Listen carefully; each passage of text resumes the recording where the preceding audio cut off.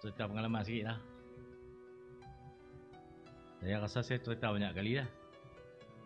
Tak tahu ni tuan-tuan bisa dengar ke tak. Saya memimpin 7 persatuan di universiti, termasuk Rotu Navy. Rotu Navy zaman saya ni tak ramai. Intik saya 10 orang je. Jadi nak jadi leader di kalangan 10 ni pun dahsyat juga lah. Sebab training dia jauh, pergi ke Lumut, pergi ke di Seri Pinang. Lepas tu ada persatuan dan kelab berkaitan dengan Rotu. Lepas tu kelab-kelab lain lagi, MPP, Persatuan Mahasiswa Islam, saya campur semua. Adun, blend dalam tu, jadilah Sanusi.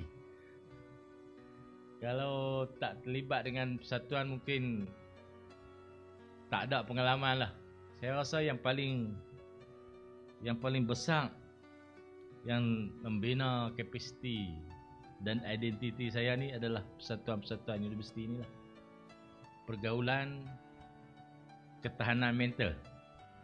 Pasal kita nak mengaji, subjek kena skor, assignment kena siap, kuliah kena pi, tutorial tak boleh tuang. Tak ada buat kerja tu semua. Tapi persatuan kena hidup. Benda paling suka dalam berpersatuan di universiti ni nak cari duit lah. Hantar surat pi di pusat kegiatan pelajar tu, surat nak keluar kena sign HCP tu. HCP kena endorse, baru boleh hantar keluar. Sekali hantar keluar 1 rim surat, 1 rim A4, nak minta duit. Susah orang nak bagi duit kat kita. Tak ada kepentingan apa, orang tu kena bagi, dia tak ada rasa nak balasan. Memang susah. Dia kan dapat apa, dia bagi duit kita pun. Adalah bagi 300, 200. Tuan-tuan sudah dapat 3,000. Nak dapat 300 pun susah dulu. 1 rim A4, print surat. Kawan tu duk cok tu pun nak cemui. Hang lagi. Tapi itu pengalaman yang penting. Pengalaman yang banyak bentuk diri kita lah. Saya universiti tempatan. Orang yang pengalaman universiti luar macam lain pula. Tak ada lah benda lagu tu kan. No? Tak ada kesempatan.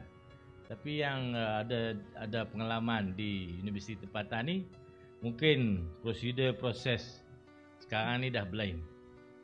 Boleh pakai medsos, boleh pakai macam-macam. Dulu tak ada, semua surat. Tak ada medsos-medsos apa. Facebook tak ada masa tu. Saya mengaji 94-98. Facebook 2008.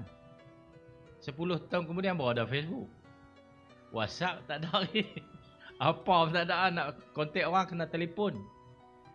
Duit telefon lagi, nak bergayut lagi. Jadi kena kreatif. Dan paling penting ialah cabaran minda. Tuan-tuan duk buat aku tu. Macam mana nak menahan cabaran yang banyak? Tahan diri. Sebab challenge yang besar ni ialah challenge mental. Nak torture pun torture body, torture badan, tak adik-adik semua sihat lagi, umur baru 20 lebih. Suruh lari, suruh apa semua boleh. Mental tak tahan. Kena marah sikit teriak. Kena peling kawan keluar persatuan. Aku tak marah apa kata aku. Tegak sikit merajuk. Mental tak tahan. Kalau mental tak tahan jadi MB lari lah. Saya boleh duduk dengan esko-esko, duduk dalam kerja dalam tekanan ni kerana kita diasuh tahan mental torture. Yang banyak torture ni kerja, family. Boleh tahan tak anak-anak kita dengan kerja buat kita? Kita pun kena tahan juga. Hantaman di luar tu kita senyum ya. Mental torture, hak tu ya penting. Dan semua perkara itu dilatih dalam berpersatuan di universiti.